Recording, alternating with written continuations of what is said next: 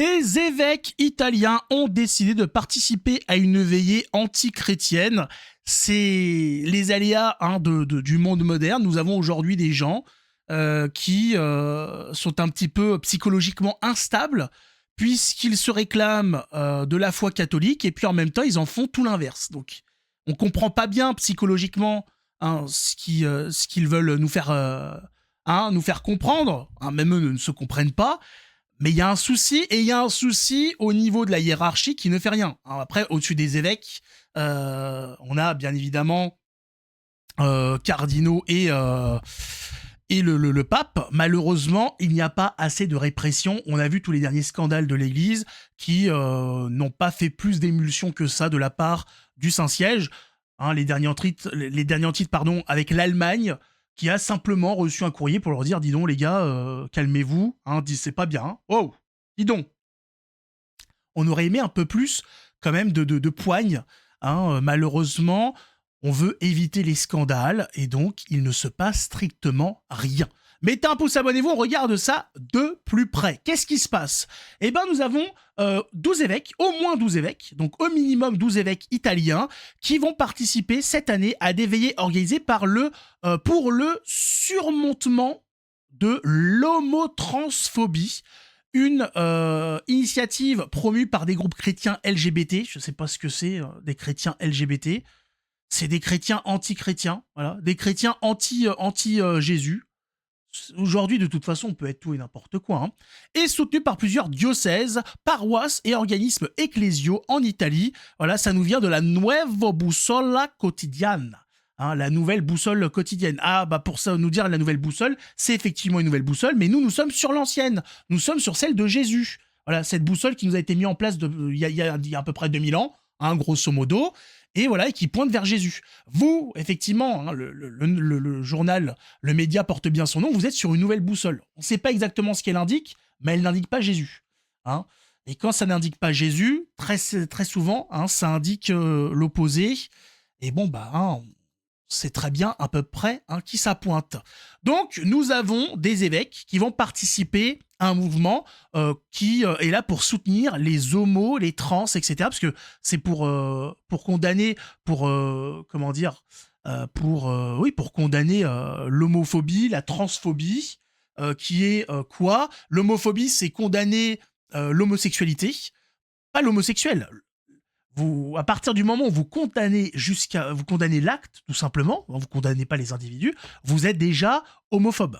La transphobie, c'est pareil. La transphobie, ça peut même aller plus loin, puisqu'il y a des gens qui affirment que si vous rencontrez une demoiselle, par exemple, et qu'elle vous fait savoir au bout de plusieurs dates ou au bout de quelques jours qu'elle est trans, et que vous décidez de ne plus lui parler par rapport à ça, parce que vous n'êtes pas intéressé, tout simplement, vous êtes transphobe. Le fait de repousser une possible future conquête du fait qu'elle est trans est considéré comme de la transphobie. Ça va très loin aujourd'hui, et donc le problème, c'est qu'on connaît le point de vue de la Bible, on connaît le point de vue de Jésus sur ses actes et sur ces hommes qui ne veulent plus en être et ces femmes qui ne veulent plus en être, etc., qui vont jusqu'à se détruire physiquement puisqu'ils vont subir des opérations. Les femmes vont se faire enlever les seins, les hommes vont se faire enlever leur partie génitale, etc. Enfin bref, voilà. Ils vont mutiler leur corps à travers des opérations et on nous dit que tout ça est compatible avec le christianisme. Depuis quand détruire ce que Dieu nous offre, ce que Dieu nous donne, va dans le sens de Dieu ? Alors, depuis quand ne pas accepter ce que nous sommes, accepter ce que Dieu nous a donné, est-il compatible avec le christianisme ? Tu es un homme, tu es un homme. Dieu a fait l'homme et la femme. Il n'a pas fait l'homme, la femme, et l'homme ornithorynque, la femme pas lourde et je ne sais pas quoi. Non, il n'y a pas de théorie de genre, etc. C'est tout simple. Ça allait pas très loin. Dieu, il fait dans la simplicité. Un homme, une femme. Voilà. Après, vous faites des gosses et point barre. T'es content, t'es pas content. Le projet, il est comme ça. Et pour le reste, tout ça, les actes sont condamnés par l'Église. Et donc, je ne comprends pas bien comment des évêques peuvent aller soutenir des comportements des mœurs qui sont condamnés par l'Église. De ce fait, en les défendant, ils en font la promotion. Par leur poste, ils en font, par leur statut, ils donnent du crédit à ces choses-là et donc condamnent à l'enfer énormément de gens. Et comme je vous avais montré dans une précédente vidéo, que je vous invite à aller voir si vous ne l'avez pas vu, sur ce que pensent les pères de l'Église, des saints, etc., sur les évêques, les prêtres et compagnie, bah, encore une fois, on comprend ces points de vue. On comprend ce qui avait déjà été annoncé il y a maintenant pas mal de siècles. On le voit. Qu'est-ce qui va advenir de ces évêques? Alors, que se passe-t-il quand on a un statut, quand on a un certain pouvoir sur la population et qu'on use de ce pouvoir pour conduire des âmes en enfer? Ça finit très mal. Hein. C'est mathématique, hein, c'est une suite logique. Ces évêques qui vont satisfaire dans leur ego ces gens qui commettent péché sur péché, qui sont dans dans le mauvais camp, hein, grosso modo. Ils vont donc expliquer à ces gens, par leur venue, par leur soutien, qu'ils sont, du bon côté, que ce qu'ils font est bien. Ils confortent ces gens-là dans le péché, dans le mal. Et de ce fait, les condamnent à un enfer éternel. Mais attention, hein, en tout bien, tout honneur, hein, bien sûr, en étant évêque catholique, etc. Ça devient n'importe quoi. C'est extraordinaire. Mais le problème, c'est que les hiérarchies ne font rien. Là, normalement, on devrait avoir un papier du Vatican qui explique que ces 12 évêques sont excommuniés. Voilà. Et ils feront cet événement, mais pas en tant qu'évêques. Voilà. Ils le feront en leur nom. Parce que là, ils sont représentants de l'Église. Donc, ils le font en tant que représentants de l'Église, en tant que représentants des catholiques. Ils le font, et en tant qu'évêques, ils le font en notre nom. Il y a un gros problème là-dedans. Il y a deux gros problèmes. C'est déjà les évêques et le Saint-Siège, le Vatican, qui ne fait rien par rapport à ça. Gros souci dans cette affaire. Alors, voilà, donc on attend toujours de voir un peu l'Église se réveiller parce que on m'a dit d'ailleurs, il y a eu un commentaire, j'y ai répondu, on m'a dit mais tu fais partie d'une fraternité, je comprends pas. J'ai déjà expliqué, j'ai déjà dit, mais peut-être pas assez souvent, je ne fais partie d'aucune fraternité. Mais j'ai des yeux et des oreilles. Et moi, quand je vois le traitement qui est fait de la part du Vatican à la fraternité Saint-Pédis, et quand je vois le traitement qui est fait par rapport aux autres, je me dis, il y a un problème. Comment se fait-il qu'on annonce clairement l'excommunication pour la fraternité Saint-Pédis qui veut des évêques, pas qui a envie de monter une boîte à partouze ou je ne sais quoi, qui veut des évêques. On m'explique donc que ce sera tout simplement puni d'une excommunication. De l'autre, on voit des prêtres, des évêques faire des choses qui vont à l'encontre de l'Église, hein, mais à un niveau qu'on n'a jamais vu. Et là, on apprend qu'il y a eu une petite note dans un papier. Voilà, hein, qu'il y a eu une petite remontrance. Voilà, un petit papier, on a dit, dis donc, oulala, attention, hein, je vais vous taper sur les doigts. Au bout d'un moment, il y a un problème. Il y a un souci. Qu'est-ce que ça veut dire une église qui punit d'excommunication un groupe de catholiques qui veut des évêques, et donc des prêtres, et donc des messes, et donc le renouvellement du sacrifice de notre Seigneur pour sauver les âmes, hein, et cette même église qui ne condamne pas, qui laisse faire ce genre de choses. Hein, qui laisse faire ces prêtres allemands, les évêques allemands qui bénissent des couples homosexuels, hein, qui veulent faire je ne sais quoi, qui veulent aussi faire communier des gens remariés, des divorcés remariés, etc. Donc ils sont en concubinage et compagnie. Je me dis, il y a un problème. L'Église condamne des catholiques et de l'autre laisse faire le mal. Au bout d'un moment, voilà, même quand on n'est pas dans ces fraternités-là, on se pose des questions. En tant que catholique, on a des yeux, on a des oreilles. Et nous devons assumer ce que nous voyons et ce que nous entendons. Nous ne pouvons pas nous cacher. Hein, la méthode de l'autruche, c'est pas catholique. Il y a des problèmes, on les voit, on les dénonce, en espérant que les gens qui sont dans l'erreur se réveillent. Nous sommes là pour là. Hein, on doit prier pour les conversions, même de ceux qui se disent catholiques et qui sont en train de s'éloigner. On doit prier pour les hérétiques, hein, pour tout le monde. Donc, quand il y a ce problème, on le dénonce. On dit, qu'est-ce qui se passe, amis, hein, frères et sœurs catholiques?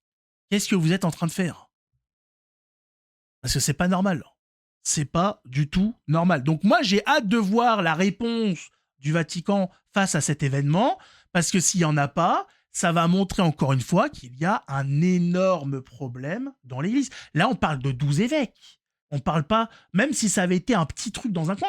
J'avais parlé d'un mariage de trans c'était en Amérique du Sud, je sais plus où exactement. Ça a fait scandale, ça a été annulé. Et le prêtre allait être sanctionné. Alors bon, je sais plus s'il avait été excommunié ou quoi, mais enfin normalement c'est excommunication, hein, tout simplement. Mais voilà, il y a eu quelque chose, et c'était un petit prêtre dans un patelin. Il y a eu quand même, ça a fait du bruit. Là, on parle de 12 évêques italiens.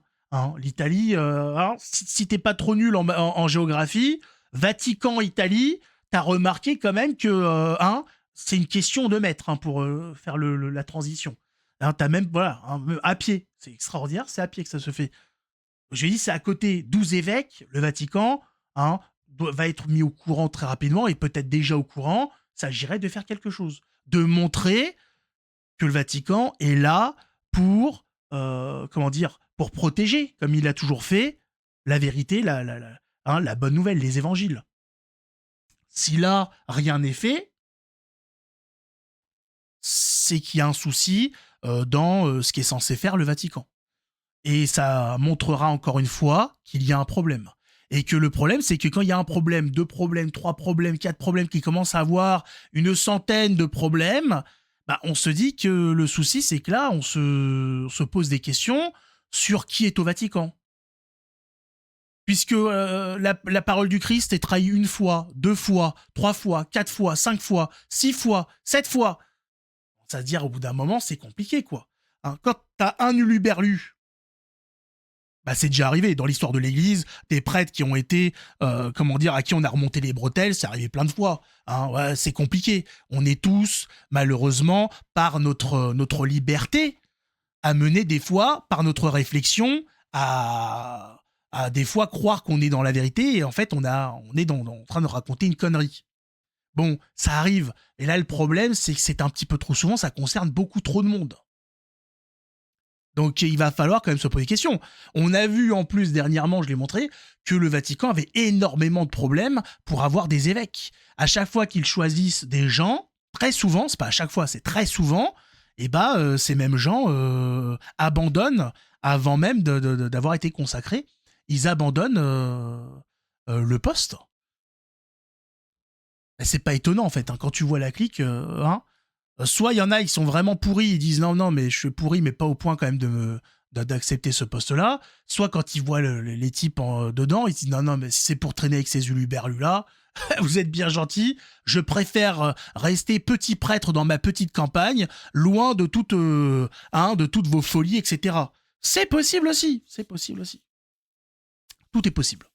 Mais là, voilà, là, c'est encore une connerie de plus qui n'a aucune explication. Il y a déjà des groupes religieux, j'en avais parlé aussi, qui sont là pour s'occuper des gens, des communautés homosexuelles, etc. et qui veulent, malgré le poids énorme de leur croix, mener leur chemin vers le Christ. Et bravo à eux. Donc, qu'est-ce qu'on est en train de nous vendre là, hein? On est en train de nous vendre un événement qui est là pour satisfaire les gens dans leurs péchés. C'est pas le rôle de l'Église. Le rôle de l'Église, il est là pour ramener les brebis vers le berger, vers le Christ. Que ça plaise ou pas. Voilà. Le prêtre, les évêques sont là pour nous taper sur les doigts en disant là tu fais des conneries. Ça te plaît pas. Le problème c'est que là t'es en train de faire des conneries. Tout simplement, ils sont pas là pour nous satisfaire dans comment dire, dans nos instincts les plus bas. Quand on va à la confession, le type il va à la confession, il dit mon père, j'ai commencé à me laisser draguer, j'ai commencé à draguer une gonzesse, il est pas là en train de dire oh tu sais c'est pas grave. Hein. Non, mais tu sais, la vie est courte, faut se faire plaisir de temps en temps, hein. Non, mais voilà, et puis bon, la bonne femme, elle est occupée avec les gosses, le ménage, tout ça. Non, mais il faut savoir se décontracter. Pas du tout, ça marche pas comme ça. Au contraire, va dire, qu'est-ce que c'est que ça, hein? Recentre-toi, qu'est-ce que c'est? Oublie ça très vite. T'es en train de tendre vers une belle connerie, là. T'es en train de faire une belle connerie. Qu'est-ce que t'es en train de faire, hein?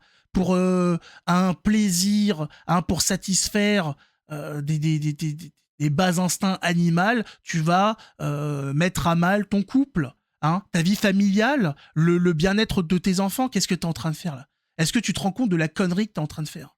Tout ça pourquoi, hein? 30 secondes de plaisir. Bon, allez, hein, on va dire que tu es endurant. Hein, 40 secondes. Franchement, ça vaut le coup, franchement. Hein, pour faire quoi? Pour faire ce que tu peux faire avec ta femme. Qu'est-ce que tu espères trouver d'autre chez cette autre personne? Voilà, quand voilà, les prêtres sont là pour nous aider, pour nous dire attention, là t'es en train, là tu vas faire une grosse connerie et elle va te coûter très cher, tu vas le regretter. Là non, les prêtres ils arrivent, oui non mais allez-y enculez-vous, hein, non mais c'est ça voilà, hein, foutez, achetez-vous des godes, hein, déguisez-vous en chien, en cheval, hein, c'est la fête, allons-y. Il y a un gros problème. Et j'ai pas évoqué les commentaires, hein, on va finir là quand même parce que la vidéo est trop longue et le sujet un petit peu trop dégueulasse. Il y avait dans les commentaires quelqu'un qui faisait référence à un scandale de 2017 où on avait découvert au Vatican effectivement des lieux, des appartements avec des prêtres où il y avait de la drogue et des orgies gays. Ça aussi, si vous êtes passé à côté de ça, c'est pour ça peut-être qu'il y en a certains qui me trouvent un petit peu dur. Voilà, qui disent qu'est-ce qui se passe, pourquoi taper comme ça sur nos prêtres, nos évêques et compagnie. Parce que ces gens-là sont pas nos prêtres et ne sont pas nos évêques. Ce genre d'acte ne peut pas être fait par des gens qui ont donné leur vie au Christ. C'est pas possible. Donc, il y a un gros problème actuellement au Vatican. Il y a un groupe d'individus qui n'a rien à y faire et qui est là en train de foutre un bordel pas possible. Et le problème, c'est qu'on a une époque où on veut pas brusquer les gens, hein, on veut éviter les scandales. Le problème, c'est que c'est jusqu'à où ira le Vatican pour éviter les scandales, hein? Parce que ça, si ça c'est pas un scandale, qu'est-ce que c'est? Voilà. Jusqu'à où irons-nous, hein? Jusqu'à quelle trahison irons-nous pour éviter le scandale auprès hein, de la bien-pensance humaine, etc. Jusqu'à où? Enfin bon, voilà un petit peu mon point de vue sur cette affaire.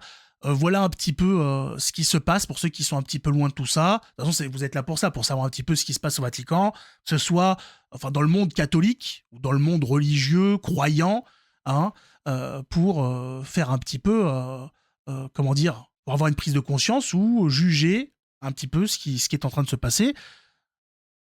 Moi, voilà. Moi, je vous montre ce qui se passe, ce qui se dit, ce qui se fait.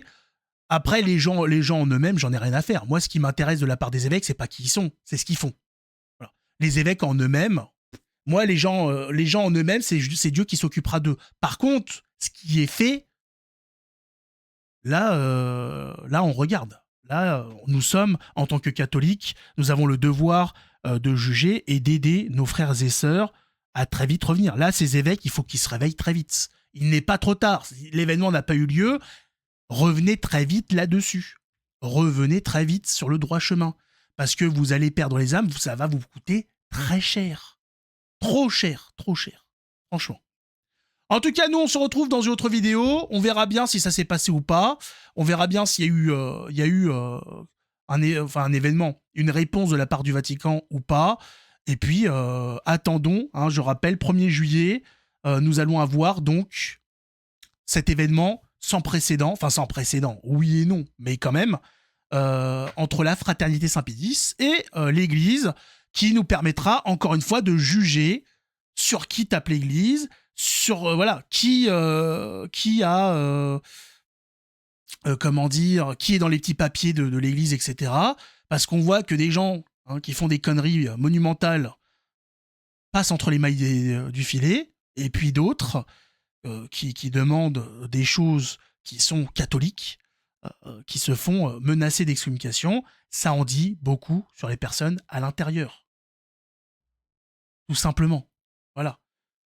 Nous sommes face à des gens peut-être aujourd'hui dans le Vatican qui, il y a 2000 ans, auraient participé à la crucifixion de Jésus. Il faut être clair là-dessus. Faut faire attention. Faut faire attention parce que un enchaînement de compromis vous ramène sur le mauvais chemin. Hein. On se dit non, mais là, si je dévie un peu, je reste quand même sur le chemin. Voilà, je me décale un petit peu, mais je reste sur le chemin. Mais à force de te décaler, bah, t'y es plus sur ce chemin. Hein. Très clairement. Au bout d'un moment, faut être clair. Hein. Limite, des fois, tu te retrouves à l'opposé. Hein. Bref. Seul Dieu sait ce qui va se passer dans les jours, mois, années à venir. À nous de rester fidèles au message du Christ et à la tradition qu'il a mis en place. Et à nous de dénoncer ceux qui mettent à mal ce message et qui poussent à l'enfer les âmes par leur complaisance avec le monde actuel. Je vais pas aller plus loin, la vidéo est déjà beaucoup trop longue. Mettez un pouce, abonnez-vous, je vous remercie tous de votre soutien. On se retrouve donc ailleurs, on sait pas où, hein, mais on se retrouvera si on doit se retrouver. Que Dieu nous garde. Ciao tout le monde.